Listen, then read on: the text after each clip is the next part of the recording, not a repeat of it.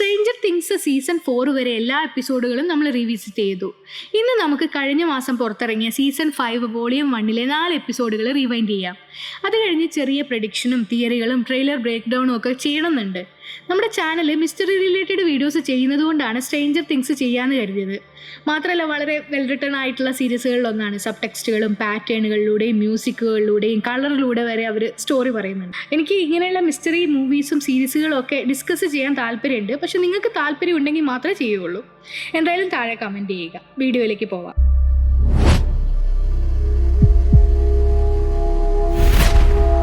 Stranger things season 5 ആരംഭിക്കുന്നത് ഒരു flash back സീനിലൂടെയാണ്. അവിടെ നമുക്ക് വിൽ ബയേഴ്സ് സീസൺ 5 അപ്സൈഡ് ഡൗണിലെ ബയേഴ്സ് കാസിലിൽ വെറുതെ ഒളിച്ചിരിക്കുകയൊന്നും അല്ലായിരുന്നു എന്ന് മനസ്സിലാക്കാം. ഡെമോഗോർഗൻ്റെ കയ്യിൽ നിന്ന് രക്ഷപ്പെടാനായിട്ട് ഒരു മരത്തിൽ നിന്ന് വേറൊന്നിലേക്ക് ചാടുന്നതൊക്കെ കാണിക്കുമ്പോൾ നമുക്കൊരു കാര്യം മനസ്സിലാവും. He was A fighter from the beginning. Season 4 അവസാനിച്ച് ഏകദേശം 18 മാസങ്ങളോളം കഴിഞ്ഞതിന് ശേഷമാണ് ഇനി കാണിക്കുന്നത്.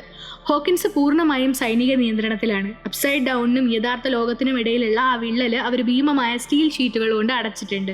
ഭൂകമ്പമാണ് ഉണ്ടായതെന്നും അതുപോലെ വിള്ളലുകളിൽ നിന്ന് വന്ന സ്നോഫ്ലേക്സ് പോലുള്ള പാർട്ടിക്കിൾസ് കാരണം എന്തെങ്കിലും പ്രോബ്ലംസ് ഉണ്ടാവോ എന്നറിയാത്തത് കൊണ്ട് നഗരം പൂർണ്ണമായ ക്വാറന്റൈനിലാണ്. പുറത്തുനിന്ന് വരാനും പുറത്തേക്ക് പോകാനും വളരെ ബുദ്ധിമുട്ടാണ്. അതുകൊണ്ട് തന്നെ ബയേഴ്സ് കുടുംബം വീലേഴ്സിന്റെ വീട്ടിലാണ് താമസിക്കുന്നത്. വീട് മുഴുവൻ തിരക്കാണ്, ബഹളമാണ്. മാക്സ് ഇപ്പോഴും കോമയിലാണ്. ലൂക്കസ് അവളെ കാണാൻ ഓരോ ദിവസവും പോവാറുണ്ട്. 11 ഒളിവിലാണ്. സ്വാഭാവികമായി നടന്നത് അവളുടെ ഫാൾട്ടാണെന്ന് കരുതിയിട്ടാവണം മിലിറ്ററി അവളെ വേട്ടയാടുന്നുണ്ട്. അവൾ ആരും കാണാതെ സീസൺ 2 ഉണ്ടായിരുന്ന തുരങ്കങ്ങളിലൂടെ മാത്രമാണ് ട്രാവൽ ചെയ്യുന്നത്. അവൾ വളരെ കഠിനമായിട്ട് പ്രാക്ടീസ് ചെയ്യുന്നുണ്ട്. ഹോപ്പറും ജോയ്സും അവൾക്ക് പ്രാക്ടീസിന് വേണ്ട സഹായങ്ങളൊക്കെ ചെയ്യുന്നുണ്ട്. 12 മിനിറ്റിനുള്ളിൽ ഒരു നിശ്ചിത അകലം അവൾക്ക് ട്രാവൽ ചെയ്യാൻ കഴിഞ്ഞാൽ അപ്സൈഡ് ഡൗണിലേക്ക് അവളെ കൊണ്ടുപോകാമെന്ന് ഹോപ്പർ പറഞ്ഞിട്ടുണ്ട്. അവൾ അവളുടെ മാക്സിമം ശ്രമിക്കുന്നുണ്ട്. അതെ, സീസൺ 4 അവസാനിക്കുമ്പോൾ നാൻസിയും കൂട്ടരും ഫയർ ചെയ്ത് വിട്ട വെക്ന അപ്രത്യക്ഷനാണ്. എന്നാൽ ഇവരെല്ലാവരും വെക്നയെ കണ്ടെത്താനുള്ള ശ്രമത്തിലാണ്. അതുകൊണ്ട് തന്നെ ക്രോൾ എന്ന അപകടകരമായ ദൗത്യം അവരെല്ലാവരും കൂടെ ചെയ്യുന്നുണ്ട്. നമ്മുടെ കോർ ടീം, അതായത് മൈക്ക്, വില്ല്, ഡസ്റ്റിൻ, ലൂക്കസ് അവരൊക്കെ സ്കൂളിൽ പോകുന്നുണ്ട്. മുതിർന്നവരാവട്ടെ പ്രാദേശിക റേഡിയോ സ്റ്റേഷൻ നടത്തുകയാണ്. റോക്കിൻ റോബിൻ എന്ന പേരിൽ സ്റ്റേഷനിലെ ഒരു DJ ആണ് നമ്മുടെ റോബിൻ. പുറമെ ഇതൊരു രസകരമായ സൈഡ് ജോബ് പോലെ തോന്നുന്നുണ്ടെങ്കിലും സംഗീതവും രഹസ്യ കോഡുകളും ഒക്കെ വഴി ക്രോൾ നടക്കുന്നത് എപ്പോഴാണെന്നും സുരക്ഷിതമാണോ എന്നും ഉൾപ്പെടെയുള്ള എല്ലാ നിർണായക വിവരങ്ങളും ടീമിനെ അറിയിക്കുന്നത് റേഡിയോ സ്റ്റേഷൻ വഴിയാണ്. പലപ്പോഴും സിഗ്നലുകൾ തകരാറാവാറുണ്ട്. ഡസ്റ്റിൻ പഴയതുപോലെയുള്ള ഒരു പേഴ്സണാലിറ്റി അല്ലാത്തതുകൊണ്ട് സ്റ്റീവുമായിട്ടുള്ള അവൻ്റെ പെരുമാറ്റത്തിലൊക്കെ ഒരു അസ്വാഭാവികതയുണ്ട്. അവന് കഴിഞ്ഞ സീസണിൽ ഒരു ബ്രദർ ഫിഗർ ആയിട്ടുള്ള എഡ്ഡിയെ നഷ്ടമായിരുന്നു. അത് അവനെ ആഴത്തിൽ മാറ്റിയിട്ടുണ്ട്. അവൻ പഴയതുപോലെ സ്റ്റീവിനെ സഹായിക്കുന്നില്ല. അതുപോലെ സ്കൂളിൽ ഹെൽഫയർ ടീഷർട്ട് ധരിച്ചതുകൊണ്ട് ചില ബുള്ളീസ് അവനെ പരിഹസിക്കുകയും ഭീഷണിപ്പെടുത്തുകയൊക്കെ ചെയ്യുന്നുണ്ട്. അവൻ്റെ ആരെയും പേടിയില്ലാത്ത ആ പേഴ്സണാലിറ്റി അതിന് കൂടുതൽ കാരണമാവുകയാണ് ചെയ്യുന്നത്. എന്നാൽ ലൂക്കസും മൈക്കും വില്ലും ഇപ്പോഴും അവൻ്റെ സപ്പോർട്ടിനുണ്ട്. എന്നാൽ അവൻ്റെ ഈ പെരുമാറ്റം അനാവശ്യമായ ശ്രദ്ധ ക്ഷണിക്കുമെന്ന് അവർ ആശങ്കപ്പെടുന്നുണ്ട്. മറ്റൊരു പ്രധാനപ്പെട്ട കഥാപാത്രത്തെക്കുറിച്ച് പറയാൻ മറന്നു. അതാണ് നമ്മുടെ മൈക്കിൻ്റെ സിസ്റ്ററായ ഹോളി വീലർ. ഓക്കെ, റേഡിയോ സ്റ്റേഷനിൽ നാൻസിയും ജൊനാഥനും സ്റ്റീവും തമ്മിലുള്ള ലവ് ട്രയാങ്കിൾ ഗെയിമൊക്കെ തുടരുന്നുണ്ട്. പ്രാവശ്യം റേഡിയോ ടവറിൽ ആര് കയറും എന്നുള്ളതാണ് പ്രശ്നം. ഹോണസ്റ്റ്ലി ആ ഒരു സ്റ്റോറി ലൈൻ എനിക്ക് പേഴ്സണലി ഇഷ്ടമല്ല. നമുക്ക് പിന്നെ ഡിസ്കസ് ചെയ്യാം. നമ്മുടെ മുറേ വന്നിട്ടുണ്ട്. ആൾ ഹോക്കിൻസിലേക്ക് നമ്മുടെ ടീമിന് വേണ്ടി രഹസ്യമായിട്ട് സാധനങ്ങൾ എത്തിക്കും. അതായത് അവിടുത്തെ ജനങ്ങൾക്കും സൈന്യത്തിനും വേണ്ട ഭക്ഷണ വസ്തുക്കൾക്കൊപ്പം ഹോപ്പറിനും അതുപോലെ ടീമിനുള്ള ആയുധങ്ങളും സൈനിക നീക്കങ്ങളെക്കുറിച്ചുള്ള വിവരങ്ങളും അയാൾ എത്തിക്കും. എന്തായാലും റോബിൻ റേഡിയോ വഴി എല്ലാവർക്കും അടുത്ത ക്രോളിനെ പറ്റിയുള്ള വിവരങ്ങൾ കൊടുക്കുന്നു. നഗരത്തിലെ വിവിധ ഭാഗങ്ങളിൽ നിന്നായിട്ട് 2 ടീമുകളും അത് കേട്ട് നോട്ടുകൾ എഴുതി വെക്കുന്നുണ്ട്.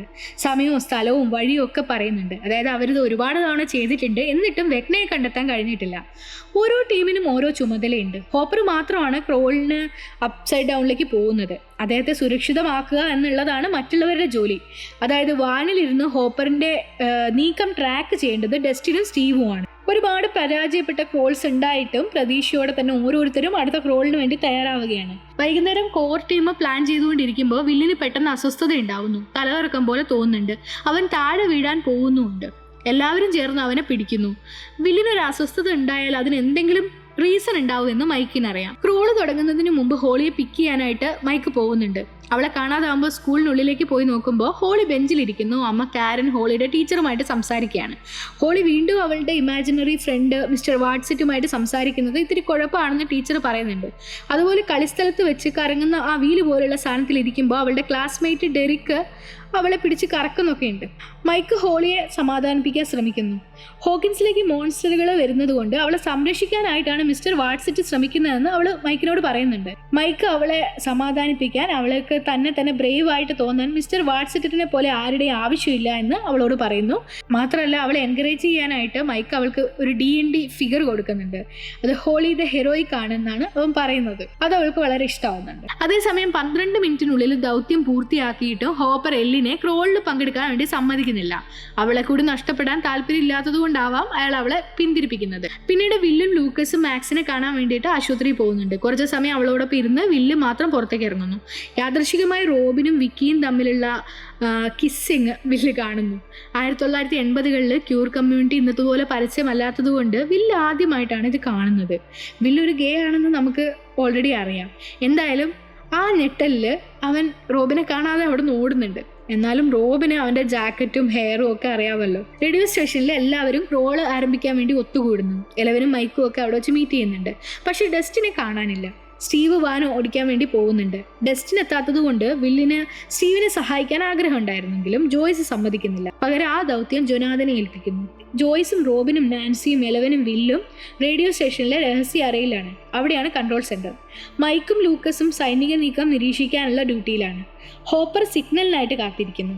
അങ്ങനെ ക്രോൾ ആരംഭിക്കുന്നു. ഹോപ്പർ മിലിറ്ററി വാനിൽ അപ്സൈഡ് ഡൗണിലേക്ക് കടന്നു. തുടക്കത്തിലെല്ലാം സ്മൂത്തായിട്ട് പോകുന്നുണ്ട്. അതുപോലെ ഡസ്റ്റിൻ യഥാർത്ഥത്തിൽ എഡ്ഡിയുടെ കല്ലറയിൽ പോയപ്പോൾ പുള്ളി ഗ്യാങ് അവനെ ആക്രമിച്ചത് കൊണ്ടാണ് ക്രോളിലെത്താതിരുന്നത്. Demogorgon upside ഡൗണിൽ മിലിറ്ററിനെ ആക്രമിക്കുന്നു. സൈനികർ ഓരോരുത്തരായിട്ട് വീഴുന്നു. സ്റ്റീവും ജൊനാഥനും ആവട്ടെ സിഗ്നൽ കിട്ടാൻ പാടുപെടുന്നു. അപ്രതീക്ഷിതമായിട്ട് കൺട്രോൾ സെന്ററിൽ വില്ല് തളർന്നു വീഴുന്നു. അവനിപ്പോൾ ഡെമോഗോർഗന്റെ കണ്ണുകളിലൂടെ കാണാം. ജോയ്സും എലവനും ഹോപ്പർ എങ്ങനെ ഡെമോയെ കീഴ്പ്പെടുത്തുമെന്ന് ആശങ്കപ്പെട്ടിരിക്കുകയാണ്. പക്ഷെ എന്തോ കാരണം കൊണ്ട് ഡെമോ ഹോപ്പറിനെ ആക്രമിക്കുന്നില്ല. വില്ല് ഡെമോയെ മൈൻഡിലൂടെ ഫോളോ ചെയ്യുന്നുണ്ട്. അങ്ങനെ ഡെമോ പോകുന്നത് വീലേഴ്സ് ഹൗസിലേക്കാണ്. ബോധം വന്നപ്പോൾ വില്ല് വളരെ പേടിച്ചുകൊണ്ട് നാൻസിയോട് പറയുന്നു. ഒട്ടും വൈകാതെ നാൻസിയും എലവനും വീട്ടിലേക്ക് പോകുന്നു. ടെഡും കാരനും തമ്മിൽ വഴക്കിലാണ്. കാരൻ വൈനൊക്കെ കഴിച്ച് ബാത്ടബിലേക്ക് പോകുന്നു. ടെഡ് വീടിന് പുറത്താണ്. ഹോളി റൂമിൽ കളിച്ചുകൊണ്ടിരിക്കുന്നു. ഒരു ഡെമോഗോർഗൻ മേൽക്കൂര തകർന്ന് ഒരു ഗേറ്റ് ഉണ്ടാക്കി ഹോളിയുടെ റൂമിലേക്ക് വീഴുന്നു. അവിടെയാണ് ഈ എപ്പിസോഡ് നിർത്തുന്നത്. അടുത്ത എപ്പിസോഡിന്റെ പേര് വാനിഷിംഗ് ഓഫ് ഹോളി വീലർ. നാൻസിയും എലവനും വീട്ടിലെത്തുമ്പോൾ അവരെ കാത്തിരുന്നത് ഫാമിലിയുടെ അപകടകരമായ അവസ്ഥയായിരുന്നു. ഹോളിയെ രക്ഷിക്കാനായിട്ട് കാരൻ വീലർ തന്റെ മുഴുവൻ ശക്തി ഉപയോഗിച്ച് പോരാടി. അതുപോലെ ടെഡ് വീലറും ഡെമോയോട് എതിരിടുന്നുണ്ട്. എന്നാൽ ഡെമോ അയാളെ വലിച്ചെറിയുന്നു. അദ്ദേഹം മൈക്കിന്റെ റൂമിന്റെ അലമാരയും തകർത്ത് വീഴുന്നു. ഇരുവരും രക്തത്തിൽ കുളിച്ചു കിടക്കുന്നു. ഗുരുതരാവസ്ഥയിലാണ്. ഹോളി അവിടെ ഇല്ല. അവളെ ഡെമോ കൊണ്ടുപോയിട്ടുണ്ട്. പോർട്ടൽ അടയുന്നതിന് മുമ്പ് എലവൻ ഹോളിയെ കണ്ടെത്താൻ അതിലൂടെ അപ്സൈഡ് ഡൗണിലേക്ക് പോകുന്നു. നാൻസി ആംബുലൻസ് വിളിച്ച് കുടുംബത്തെ ആശുപത്രിയിലാക്കുന്നു. റേഡിയോയിലൂടെ സന്ദേശം ലഭിച്ച മൈക്കും ലൂക്കസും ആശുപത്രിയിലേക്ക് പാഞ്ഞെത്തുന്നു. Ted wheeler കോമയിലാണ്. കാരനെ ശസ്ത്രക്രിയയ്ക്ക് കൊണ്ടുപോയിരിക്കുകയാണ്. തൻ്റെ കുടുംബത്തെ സംരക്ഷിക്കാൻ ഒന്നും ചെയ്യാനായില്ല എന്ന് നാൻസി സങ്കടപ്പെടുന്നു. അവളുടെ കുറ്റബോധം അവളെ വല്ലാത്തൊരവസ്ഥയിലാക്കുന്നുണ്ട്. മൈക്ക് അവളെ പറഞ്ഞ് കൺവിൻസ് ചെയ്യാൻ ശ്രമിക്കുന്നുണ്ടെങ്കിലും നാൻസി വളരെ സങ്കടത്തിലാണ്. സീസൺ 4 വെഗ്ന അവൾക്ക് കാണിച്ചു കൊടുത്ത വിഷൻസിലെ ചില കാര്യങ്ങളാണ് നടന്നിട്ടുള്ളതെന്ന് അവൾ വിശ്വസിക്കുന്നുണ്ട്. അപ്പോഴാണ് ലൂക്കസ് ഭീതിജനകമായ ഒരു കാര്യം അവരെ ഓർമ്മിപ്പിക്കുന്നത്. വില്ലിനെ കാണാതായ ദിവസത്തിന്റെ ആനിവേഴ്സറി ഏകദേശം 3 ദിവസങ്ങൾക്ക് ശേഷമാണ്. അതൊരിക്കലും ഒരു കോയിൻസിഡൻസ് ആവാൻ സാധ്യതയില്ല. അവൻ കോയിൻസിഡൻസിൽ വിശ്വസിക്കുന്നുമില്ല. സൈന്യത്തിന് എലവൻ കാറിൽ സഞ്ചരിച്ചതിന്റെ പ്രൂഫ് ലഭിച്ചിട്ടുണ്ട്. ഈ വിവരം അവർ ഡോക്ടർ കെ എന്ന അവരുടെ കമാൻഡിംഗ് ഓഫീസറെ അറിയിക്കുന്നു. അതായത് എലവൻ അപ്സൈഡ് ഡൗണിൽ തന്നെ ഉണ്ടാവും എന്ന് അവർ വിശ്വസിക്കുന്നു. അവളെ തിരയാൻ ഉത്തരവിടുകയും ചെയ്യുന്നുണ്ട്. ഡോക്ടർ കെയുടെ പെരുമാറ്റം മറ്റുള്ള സൈനികരിൽ നിന്ന് വ്യത്യസ്തമായിട്ട് അവർക്ക് ഇതിലും കൂടുതൽ പലതും അറിയാമെന്ന് നമ്മളെ മനസ്സിലാക്കി തരുന്നുണ്ട്. അപ്സൈഡ് ഡൗണിൽ എലവൻ ഹോപ്പറെ കണ്ടെത്തുന്നു. അവളെ അവിടെ അങ്ങനെ ഒരു സാഹചര്യത്തിൽ ഹോപ്പർ പ്രതീക്ഷിച്ചിരുന്നില്ല. ഡെമോ ആക്രമണവും ഹോളിയുടെ മിസ്സിങ്ങും ഒക്കെ അവളെ ഹോപ്പറിന് വിശദീകരിച്ച് കൊടുക്കുന്നുണ്ട്. വൈൻ ബോട്ടിൽ കൊണ്ട് കാരൻ ഉണ്ടാക്കിയ മുറിവ് മാരകമായതുകൊണ്ട് അതിൻ്റെ രക്തം അവിടെ എങ്ങും കാണാം. അത് അവർ പിന്തുടരുന്നു. താൻ പറഞ്ഞത് കേൾക്കാതെ അവൾ ഇവിടെ വന്നത് ഹോപ്പറിനെ കുപിതനാക്കുന്നുണ്ട്. പക്ഷെ അവളെ അതൊന്നും ബാധിക്കുന്നില്ല. എന്നാൽ ഹോപ്പർക്ക് മുമ്പ് പറ്റിയ മുറിവ് അവൾ കെട്ടിക്കൊടുക്കുന്നു. അതിനിടയിൽ തൻ്റെ മകളെ നഷ്ടമായ കഥ ഹോപ്പർ അവളോട് പറയുന്നുണ്ട്. അയാളുടെ സ്നേഹം അവൾ മനസ്സിലാക്കുന്നുണ്ടെങ്കിലും അവർ ഇനി തർക്കിക്കുന്നതിൽ കാര്യമില്ല. ഹോളിയെ തേടി അവർ നടക്കുന്നു. അവിടെ അവർക്ക് ഹോളിയുടെ ഒരു ചെരുപ്പ് കണ്ടെത്താനാവുന്നുണ്ട്. എന്നാൽ ഭീമമായ ഒരു മതിലിനപ്പുറത്തായിരിക്കും ഹോളി എന്ന് അവർക്ക് മനസ്സിലാവുന്നു. എലവന് തന്റെ ശക്തി കൊണ്ട് ആ മതിൽ തുറക്കാൻ പറ്റുന്നില്ല. ഹോപ്പർ തന്റെ കത്തി കൊണ്ട് ശ്രമിച്ചിട്ടും അത് നടന്നില്ല. ഹോക്കിൻസിലാവട്ടെ റേഡിയോ സ്റ്റേഷനിൽ ജോയ്സ് ഹോപ്പറുമായുള്ള ആശയവിനിമയം പുനഃസ്ഥാപിക്കാൻ പാടുപെടുന്നു. വാനിൽ നിന്നും സിഗ്നൽ നഷ്ടപ്പെട്ടിട്ടുണ്ട്. ഇതിനിടയിൽ സ്റ്റീവും ജൊനാഥനും തമ്മിൽ നാൻസിയുമായി ബന്ധപ്പെട്ട തർക്കം നടക്കുന്നുണ്ട്. അപ്പോഴാണ് അടിയേറ്റ് രക്തം വാർന്ന നിലയിൽ ഡസ്റ്റിൻ എത്തുന്നത്. ബൈക്കിൽ നിന്ന് വീണതാണെന്ന് കള്ളം പറയുന്നുണ്ടെങ്കിലും സ്റ്റീവിന് കാര്യം മനസ്സിലാവുന്നുണ്ട്. അങ്ങനെ വാനിലെ അന്തരീക്ഷം ടോട്ടലി അസ്വസ്ഥമാവുകയാണ്. റേഡിയോ സ്റ്റേഷനിൽ ജോയ്സ് റോബിനെ മാറ്റി നിർത്തി വില്ലിനോട് അവൻ്റെ വിഷനെ കുറിച്ച് സംസാരിക്കുന്നുണ്ട്. അവൻ ഡെമോയുടെ കണ്ണിലൂടെയാണ് ആക്രമണം കണ്ടതെന്ന് പറയുന്നു. മൈൻഡ് ഫ്ലെയറുമായിട്ടുള്ള കണക്ഷൻ സെക്കൻഡ് സീസണിൽ അവർ കട്ട് ചെയ്ത കാര്യം ജോയ്സ് പറയുന്നുണ്ടെങ്കിലും ഒരിക്കലും പൂർണ്ണമായിട്ടും അതില്ലാതായിരുന്നില്ല എന്നും തനിക്ക് എന്തോ ഒരു മാറ്റം സംഭവിച്ചിട്ടുണ്ടെന്നും അവൻ തുറന്നു പറയുന്നുണ്ട്. ഇത് കേട്ട് ഉള്ളിലേക്ക് വന്ന റോബിൻ ഒരു ആശയം പറയുന്നു. വില്ല് ഒരു റേഡിയോ റിസീവറിനെ പോലെ ആയിരിക്കും. അതായത് ഹൈവിനോട് അടുത്തെത്തുന്ന സമയത്ത് സിഗ്നൽ വ്യക്തമായിട്ട് ലഭിക്കുന്നുണ്ടാവും. കാട്ടിൽ വെച്ച് അവനുണ്ടായ വിഷൻ അവൻ ആലോചിക്കുന്നുണ്ട്. എന്നാൽ ജോയ്സ് ആവട്ടെ അവനെ എവിടെയും പറഞ്ഞയക്കാൻ വേണ്ടിയിട്ട് താല്പര്യപ്പെടുന്നില്ല. മുമ്പ് പ്ലാൻ ചെയ്ത പദ്ധതിയുമായിട്ട് മുന്നോട്ട് പോകാമെന്ന ജോയ്സിൻ്റെ ഡിസിഷനിൽ റോബിനും വില്ലിനും താല്പര്യമുണ്ടായിരുന്നില്ല. ഫ്ലക്സ് കപ്പാസിറ്റർ തകരാറിലാണെന്ന് കള്ളം പറഞ്ഞ് അവൾ വില്ലിനെ രഹസ്യമായിട്ട് പുറത്തേക്ക് കൊണ്ടുപോകുന്നു. അവർ മുമ്പ് വില്ല് തളർന്നു വീണ സ്ഥലത്തെത്തുന്നു. റോബിൻ ആശുപത്രിയിൽ തന്നെ കണ്ടിരുന്നു എന്ന് ചോദിക്കുമ്പോൾ വില്ല് നിഷേധിക്കുന്നുണ്ട്. എന്തായാലും വില്ലിന് അവിടെ നിന്ന് കുട്ടികളുടെ കളികളും ചിരികളും ഒക്കെ കേൾക്കുന്നതായിട്ട് ഓർമ്മ വരുന്നുണ്ട്. അതവനെ പ്ലേ ഗ്രൗണ്ടിൽ എത്തിക്കുന്നു. അപ്പോൾ അന്നുണ്ടായ ആ വിഷൻ ഹോളിയുടെ കണ്ണിലൂടെ ആയിരിക്കും അവൻ കണ്ടതെന്ന് അവൻ മനസ്സിലാക്കുന്നു. അതായത് വെക്നയ്ക്ക് തൻ്റെ ഇരകളുടെ കണ്ണിലൂടെ കാണാൻ കഴിയും. ആ വിഷനാണ് വില്ലിന് ലഭിച്ചത്. യാദൃശികമായി അവിടെ കൂടെ പാസ് ചെയ്ത ഡെറിക് ടെൻബോയുടെ കണ്ണുകളിലൂടെയും വില്ലിന് കാണാൻ സാധിക്കുന്നുണ്ട്. അതോടെ വെക്നയുടെ അടുത്ത ലക്ഷ്യം ഡെറിക് ആണെന്ന് അവർ തിരിച്ചറിയുന്നു. അതേസമയം ആശുപത്രിയിൽ മൈക്കിനൊരു കാര്യം മനസ്സിലാവുന്നു. ഹോളിയുടെ ഇമാജിനറി സുഹൃത്ത് ചിലപ്പോൾ യഥാർത്ഥമായിരിക്കാം. മൈക്കും നാൻസിയും വേഷം മാറി കാരിൻ്റെ മുറിയിലേക്ക് ആരും കാണാതെ പോകുന്നുണ്ട്. അവളിൽ നിന്ന് മിസ്റ്റർ വാട്സറ്റിൻ്റെ യഥാർത്ഥ പേര് ഹെൻറി ആണെന്ന് അവൾക്ക് മനസ്സിലാവുന്നു. ഒരു തൊപ്പിയും വെസ്റ്റും പോക്കറ്റ് വാച്ചും ഒക്കെയാണ് ഹെൻറിയുടെ വേഷം. റോബിനെയും വില്ലിനെയും തപ്പി ഇറങ്ങിയ ജോയ്സ് അവരെ കണ്ട് വഴക്ക് പറയുന്നുണ്ട്. പക്ഷേ സേഫ് കളിക്കാനുള്ള സമയമല്ല ഇതെന്ന് വില്ല് അമ്മയ്ക്ക് വാണിംഗ് കൊടുക്കുന്നു. അതോടെ ഈ എപ്പിസോഡ് അവസാനിച്ചു. ഹോളി തൻ്റെ പുതിയ റിയാലിറ്റിയിൽ ഹെൻറിയോടൊപ്പമാണ്. ക്രീൽ ഹൗസ് നമുക്ക് കാണാം. വിശാലമായ ജനലുകളിലൂടെ സൂര്യപ്രകാശം ഒഴുകി വരുന്നുണ്ട്. നീലാകാശം, അന്തരീക്ഷം വളരെ കളർഫുള്ളും ഭംഗിയുള്ളതുമാണ്. ഹെൻറി അവളോട് വളരെ സ്നേഹത്തോടെ സംസാരിക്കുന്നു. അവളെ സമാധാനിപ്പിക്കുന്നു. അവളുടെ കുടുംബത്തെയും സുഹൃത്തുക്കളെയും സംരക്ഷിക്കാമെന്ന് ഉറപ്പു പറയുന്നു. അടുത്തതായി ഡെറിക്കിനെയാണ് ഇവിടേക്ക് കൊണ്ടുവരാൻ പോകുന്നതെന്ന് അവൻ പറയുന്നുണ്ട്. ബുള്ളിയായിരുന്ന അവനെ അവൾക്ക് അത്ര ഇഷ്ടമുണ്ടായിരുന്നില്ല. എങ്കിലും അവനെ മോൺസ്റ്ററുകൾക്ക് ഇട്ടുകൊടുക്കാൻ അവൾക്ക് താല്പര്യമുണ്ടായിരുന്നില്ല. ഹെൻറി തിരിച്ചു പോവുകയാണ്. വരുന്നത് വരെ വീട്ടിലെ എല്ലാം അവൾക്കുള്ളതാണെന്ന് അവൻ പറയുന്നുണ്ട്. മാത്രമല്ല ഈ വീടിന് പുറത്തുള്ള കാട്ടിലേക്ക് പോകരുത്, അവിടെ മോൺസ്റ്ററുകൾ ഉണ്ടെന്ന് അവളോട് പറയുന്നുണ്ട്.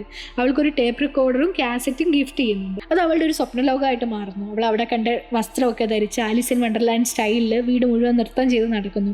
കേക്ക് ഉണ്ടാക്കുന്നു. ഹെൻറിയുടെ സ്കൗട്ട് സ്കാഫ് ഒക്കെ ധരിച്ചിട്ട് മൈക്ക് കൊടുത്ത ഹോളി ദ ഹീറോയിൻ ക്യാരക്ടറിനെ പോലെ റെഡിയാവുന്നു. അപ്പോഴാണ് വാതിൽ ഒരു സൗണ്ട് കേട്ടത്. മെയിൽ ബോക്സിൽ ഒരു കത്ത്. അതിൽ നിന്നും ഹെൻറിക്ക് എന്തോ സഹായം വേണമെന്നും അതുകൊണ്ട് എക്സ് എന്ന പോയിന്റിൽ എത്തണമെന്നും എഴുതിയിരുന്നു. കൂടെ ഒരു മാപ്പും ഉണ്ടായിരുന്നു. പ്രശ്നം എന്താണെന്ന് വെച്ചാൽ കാടിനപ്പുറത്താണ് ആ പോയിന്റ്. ഹെൻറി അവിടേക്ക് പോകരുതെന്നും അവളെ വിലക്കിയിട്ടുണ്ട്. എന്നാൽ ഹെൻറിക്ക് സഹായം ആവശ്യമാണെന്ന് കരുതി അവൾ ധൈര്യത്തോടെ പോകുന്നുണ്ട്. കയ്യിലാകട്ടെ ഒരു ഫയർ പ്ലേസ് പോക്കറൊക്കെ പിടിച്ചിട്ടുണ്ട്. അങ്ങനെ കാട്ടിലൂടെ ഒരു പോയിന്റിൽ എത്തിയപ്പോൾ അവിടെ ഹെൻറിയെ കാണാനില്ല. അവിടെ ഒരു വലിയ ഗുഹയുണ്ട്. ആ ഗുഹയുടെ വിള്ളലിലൂടെ എന്തോ നീങ്ങുന്നുണ്ട്. അവൾ മോൺസ്റ്റർ ആണെന്ന് കരുതി അവിടെ നിന്ന് ഓടാൻ ശ്രമിക്കുന്നുണ്ട്. എന്നാൽ തല ഉയർത്തി നോക്കിയപ്പോൾ അത് നമ്മുടെ മാക്സ് ആണ്. അതേസമയം അപ്സൈഡ് ഡൗണിൽ ഹോപ്പറും ഇലവനും മതിൽ തകർക്കാനുള്ള ശ്രമത്തിലാണ്. ഇലവൻ ഭക്ഷണം കഴിച്ച് ശക്തി വീണ്ടെടുക്കാൻ ശ്രമിക്കുന്നു. എന്നാൽ അവൾക്കത് തകർക്കാൻ കഴിയുന്നില്ല. അവർക്കൊരു ചലനം കേൾക്കാനാവുന്നുണ്ട്. അത് ഡെമോ ആയിരുന്നില്ല, മിലിറ്ററി ആയിരുന്നു. അവൾ അവിടെയുള്ള ഒരു ബാനറിന്റെ ചുവട്ടിൽ ഒളിച്ചിരിക്കുന്നുണ്ട്. പക്ഷെ അവളുടെ മൈൻഡിനെ ഡിസ്റ്റർബ് ചെയ്യാൻ കഴിയുന്ന രീതിയിലുള്ള ഏതോ ഒരു ഫ്രീക്വൻസി അവരുടെ വണ്ടിയിൽ നിന്ന് വരുന്നുണ്ട്. അതിനെ അവൾ ക്രിപ്റ്റോനൈറ്റ് എന്നാണ് വിളിക്കുന്നത്. അത് അവളെ ബലഹീനയാക്കുന്നു. സൈന്യത്തിന് മതിൽ നിന്ന് ഹോപ്പറിന്റെ കത്ത് കിട്ടുന്നു. അവൾ അവിടെ എവിടെയോ ഉണ്ടെന്ന് അവർ സ്ഥിരീകരിക്കുന്നു.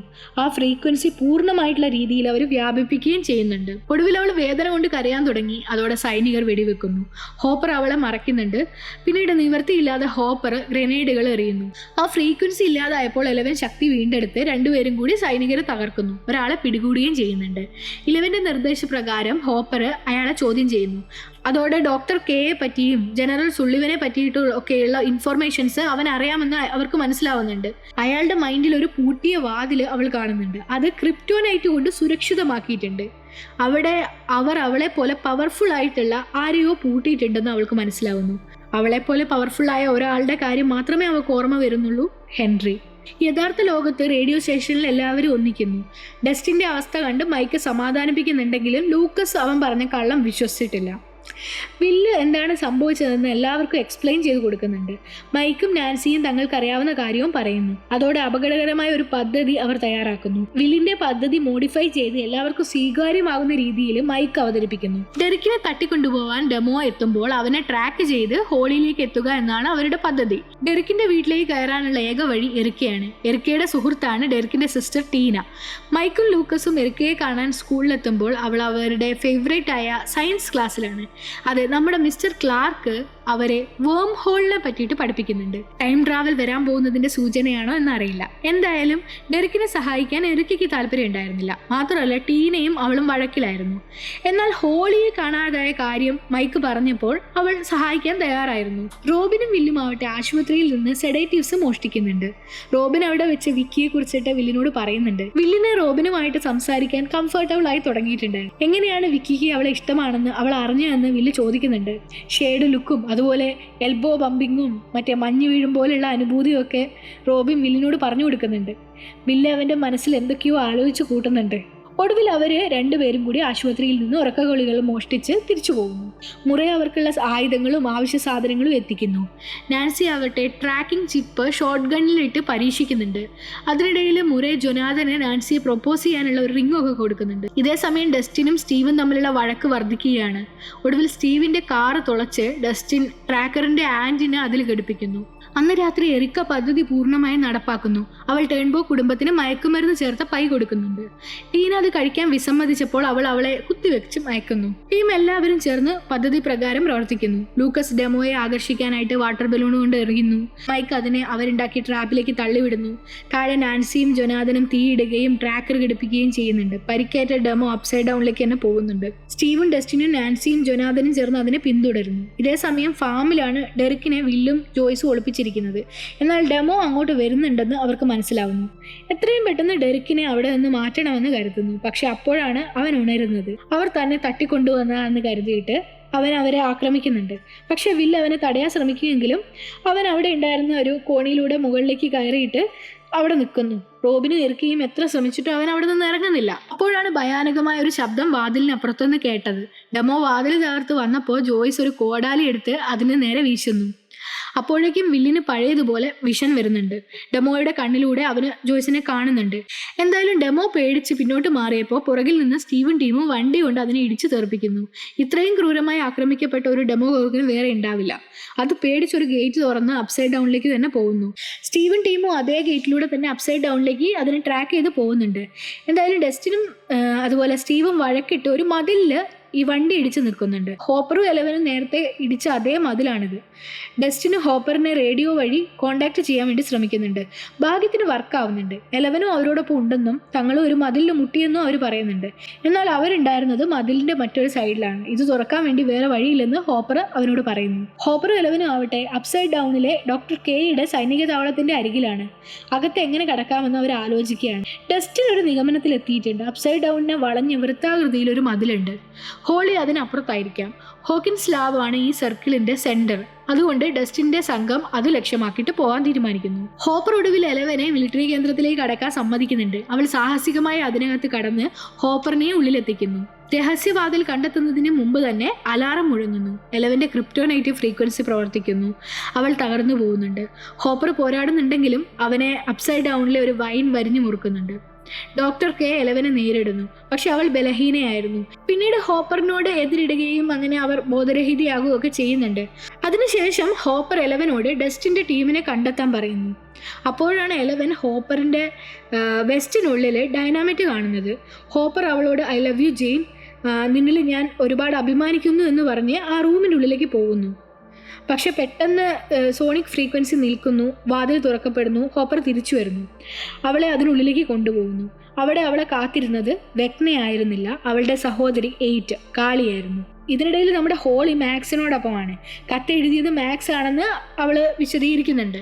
അവർ ഹെൻറിയുടെ ഓർമ്മയിൽ കുടുങ്ങിക്കിടക്കുകയാണെന്നും കോമയിലായപ്പോൾ അവൾ അവൻ്റെ മെമ്മറികൾ വഴി സഞ്ചരിച്ചിട്ടുണ്ടെന്നും പറയുന്നുണ്ട്. അതുപോലെ കെയ്റ്റ് ബുഷിൻ്റെ സംഗീതം അവളെ ഏകദേശം ശരീരത്തിനടുത്ത് എത്തിച്ചെങ്കിലും ഹെൻറി അതിനു മുമ്പ് അവളെ പിന്തുടരുകയും അങ്ങനെ അവൾ ഈ ഗുഹയിൽ എത്തുകയും ചെയ്തു. ഇതിനുള്ളിലേക്ക് കടക്കാൻ ഹെൻറിക്ക് എന്തോ ഭയമായിരുന്നു. അങ്ങനെ ഹോളിക്കും മാക്സിനും രക്ഷപ്പെടാനുള്ള വഴി അവർ കണ്ടുപിടിക്കണമെന്നും അതിനായി ഹോളി ആ വീട്ടിൽ നിന്ന് രക്ഷപ്പെട്ടതായി ഹെൻറി അറിയരുതെന്നും മാക്സ് പറഞ്ഞു. യഥാർത്ഥ ലോകത്ത് സൈന്യം ഹോളിയുടെ പ്രായമുള്ള കുട്ടികളെ സൈനിക കേന്ദ്രത്തിലേക്ക് മാറ്റുകയാണ്. ലൂക്കസും മൈക്കും അത് കാണുന്നുണ്ട്. ഇതേ സമയം ഡെമോയുടെ വിഷൻ ഫോളോ ചെയ്ത വില്ലിന് ഒരു പ്രത്യേകതരം വിഷൻ ലഭിക്കുന്നുണ്ട്. അത് അവൻ വരയ്ക്കുന്നുണ്ട്. അതിലൊരു ലെയറിൽ കുട്ടികളെ ഒരു വൈൻ കൊണ്ട് ബന്ധിപ്പിച്ചിരിക്കുന്നത് കാണാം. അതിൽ നിന്നും 12 ലെയറുകൾ അവർ കാണുന്നുണ്ട്. ഹോളി അടക്കം മറ്റ് 2 കുട്ടികൾ അവിടെ ഉണ്ടായിരുന്നു. ബാക്കിയുള്ളവരെ രക്ഷിക്കണമെന്ന് അവർ തീരുമാനിക്കുന്നു. അതിനായിട്ടൊരു പദ്ധതിക്ക് രൂപം കൊടുക്കുന്നു. തുരങ്കത്തിലൂടെ സൈനിക കേന്ദ്രത്തിലേക്ക് കടന്ന് കുട്ടികളെ രക്ഷിക്കുക. അതിനായിട്ട് റോബിൻ പറഞ്ഞ ഐഡിയ കുറച്ച് ഒക്കോർഡായിരുന്നെങ്കിലും അവർ അത് തന്നെ ചെയ്യാൻ തീരുമാനിക്കുന്നു. ഡെറിക്കിനെ ഒരു ഇൻസൈഡ് മാൻ ആയിട്ട് പറഞ്ഞയക്കുക. മിസ്റ്റർ വാട്സറ്റിനെ കണ്ട കുട്ടികളെ അവൻ വഴി കണ്ടെത്തുക. റേഡിയോ സന്ദേശം വഴി അവർക്ക് ബന്ധപ്പെടാം. ഇതേ സമയം തുരങ്കത്തിലൂടെ ബാത്റൂമിലേക്ക് ഒരു വഴി സൃഷ്ടിച്ച് കുട്ടികളെ വാനിൽ രക്ഷപ്പെടുത്തി ഹോക്കിൻസിന്റെ പുറത്തെത്തിക്കുക. അങ്ങനെ അവർ തയ്യാറെടുക്കുന്നു. ഡെർക്ക് ക്വാറന്റൈൻ ഏരിയയിൽ എത്തിയിട്ട് കുട്ടികളുടെ മുറിയിൽ എത്തുന്നു. നമ്മുടെ ടീം തുരങ്കത്തിലേക്ക് പോവുകയാണ്.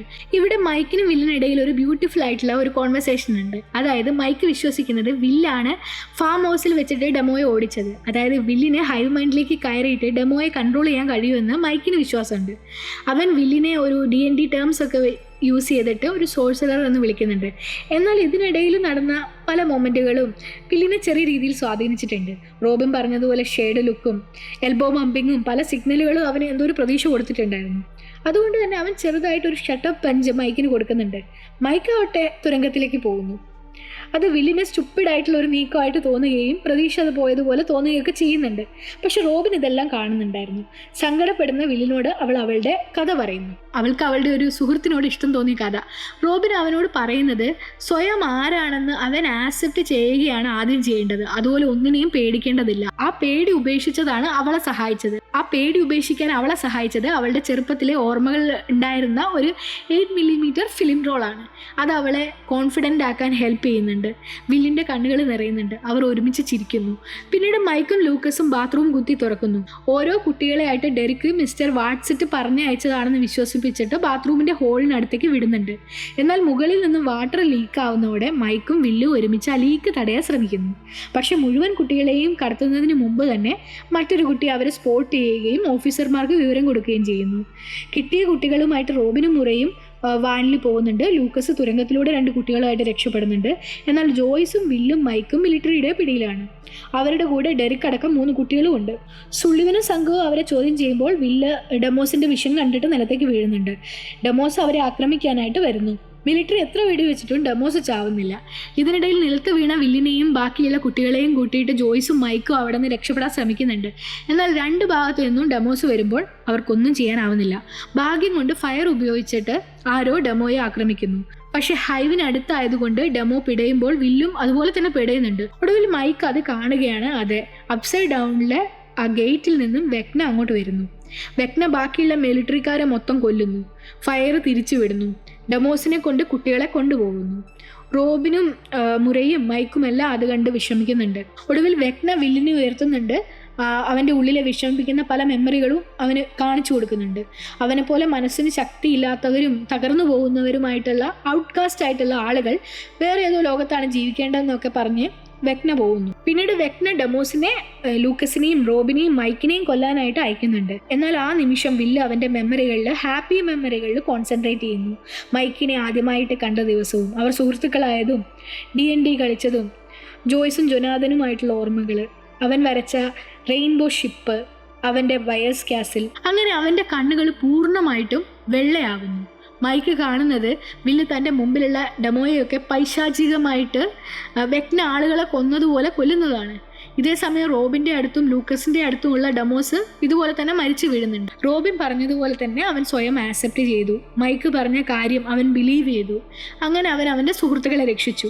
ഇതോടെ ഈ എപ്പിസോഡ് അവസാനിക്കുകയാണ്. ഇനി വോളിയം 2 26-നാണ് വരുന്നത്. എനിക്ക് ട്രെയിലർ ഡീകോഡ് ചെയ്യണമെന്നും അതുപോലെ തന്നെ കുറച്ച് പ്രഡിക്ഷൻസും തിയറീസും പറയണമെന്നൊക്കെ ഉണ്ട്. അതുപോലെ തന്നെ സ്ട്രേഞ്ചർ തിങ്സിൻ്റെ ഒഫീഷ്യൽ മ്യൂസിക് പ്ലേലിസ്റ്റിൽ അവർ കുറച്ച് ക്ലൂ ഒക്കെ പോസ്റ്റ് ചെയ്യുന്നുണ്ട്. അതും ചെറുതായിട്ട് ഡീകോഡ് ചെയ്താൽ കൊള്ളാമെന്നുണ്ട്. പക്ഷേ ഈ വീഡിയോയ്ക്ക് കിട്ടുന്ന റെസ്പോൺസ് പോലെ ബാക്കി ചെയ്യാം.